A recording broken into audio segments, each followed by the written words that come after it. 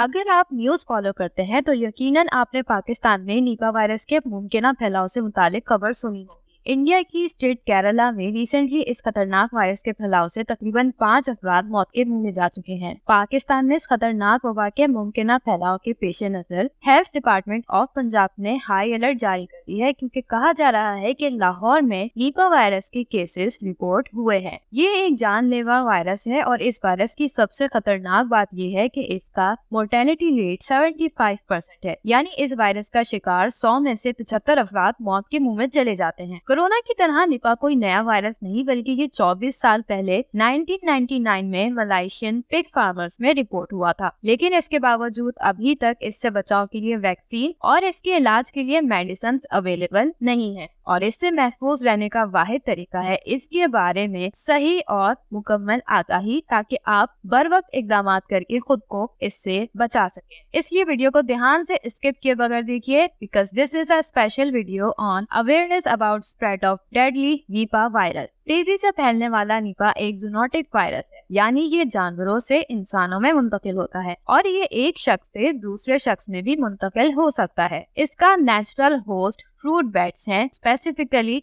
Indian flying fox. Initially ये virus चमगादड़ों में पाया गया, उनसे पिग्स में ट्रांसमिट हुआ और उनसे इंसानों में मुंतकिल हो गया। लेकिन रीसेंट ब्रेकआउट्स में ये virus person to person direct contact की वजह से फैला है। ये डोमेस्टिक एनिमल्स और पेट एनिमल्स में भी पाया गया है। इसके अलामात की बात की जाए तो बुखार, सर में दर्द, पट्ठों में दर्द या खिंचाव, उल्टियां आना, गले की सोजिश इसकी अर्ली सिम्टम्स होते हैं, और इनके जाहिर होने के साथ चक्कर आना, गलूदगी तारी होना, आसावी मसाइल जैसे कि एक्यूट एन्सेफेलाइटिस यानी दिमाग की सोजिश, कुछ लोगों में नमूनिया और सिवियर रिस्पायरेटरी प्रॉब्लम्स भी देखी गई हैं, जबकि कुछ सिवियर केसेस में एन्सेफेलाइटिस और सीजर्स भी रिपोर्ट हुए हैं, जो 24 से 48 घंटे के अंदर पेशेंट को कोमा में ले गए। वायरस के जिस्म में दाखिल होने के 4 से 14 दिन के बाद कोई अलामत जाहिर होती है। ये खतरनाक वायरस बुनियादी तौर पर दिमाग के खलियात को निशाना बनाता है, जिसके बायस ब्रेन फंक्शंस खराब होते हैं और दिमागी बीमारियां जन्म लेती हैं। एक्यूट एन्सेफेलाइटिस के अक्सर सर्वाइवर्स को लॉन्ग टर्म में न्यूरोलॉजिकल कंडीशंस का सामना करना पड़ता है, जबकि 20% पेशेंट्स में सीजर डिसऑर्डर और पर्सनैलिटी चेंजेस भी रिपोर्ट हुए हैं। अब बात करते हैं कि इसकी तशखीस कैसे होती है। इसे डायग्नोज करना बहुत मुश्किल है, क्योंकि इसकी कोई खास या मुनफरिद अलामत नहीं है। इस वायरस को डिटेक्ट करने के लिए मेनली 2 तरह के टेस्ट किए जाते हैं। पहला RT-PCR, which is reverse transcription polymerase chain reaction using your body fluids like urine, blood या फिर throat और nasal swabs. And antibody detection is done via ELISA, which is enzyme-linked immunosorbent assay. दूसरा test होता है PCR, which is polymerase chain reaction, and virus isolation is done through cell culture. Treatment की बात की जाए तो इसकी कोई स्पेसिफिक मेडिकेशन नहीं है, और जैसा कि मैंने पहले बताया कि इसकी कोई वैक्सीन भी मैसर नहीं, तो इलाज के तौर पर मुतासिरा फर्द को क्वारंटाइन करके को जाहिर होने वाली अलामात को ट्रीट किया जाता है। जिन पेशेंट्स को सिवियर रेस्पिरेटरी प्रॉब्लम्स या न्यूरोलॉजिकल कॉम्प्लिकेशंस होती हैं, उन्हें इंटेंसिव सपोर्टिव केयर दी जाती है। और अब आखिर में हम इस वबा से बचाव और इसके मुमकिन फैलाव की रोकथाम के लिए लाहे अमल पर बात करेंगे। So the first step is reducing the risk of bat to human transmission. ऐसे फल या सब्जी इस्तेमाल ना करें जिस पर खाए जाने या काटने के निशान हो। फलों को अच्छी तरह धोकर इस्तेमाल करें। जिन फलों को आप छील सकते हैं उन्हें छील कर इस्तेमाल करें। फ्रूट बैट्स फलों पर रहती हैं, इसलिए फलदार दरख्तों को इस तरह कवर करने की कोशिश करें कि वो उनकी पहुंच से दूर रहे। Step 2 is reducing the risk of animal to human transmission. सबसे पहले तो ऐसी जगह जहां चमगादड़ें रहती हो, वहां के जानवरों को वायरस से बचाने के लिए उनके खाने पीने की अशिया की हिफाजत यकीनी बनाएं। उनकी फीड को कवर रखें ताकि इसमें वायरस शामिल ना हो, और मुतासर जानवरों की देखभाल और सफाई करते वक्त ग्लव्स पहनना और प्रोटेक्टिव क्लोथिंग इंतहाई जरूरी है। And washing your hand is a must. Step 3 is reducing the risk of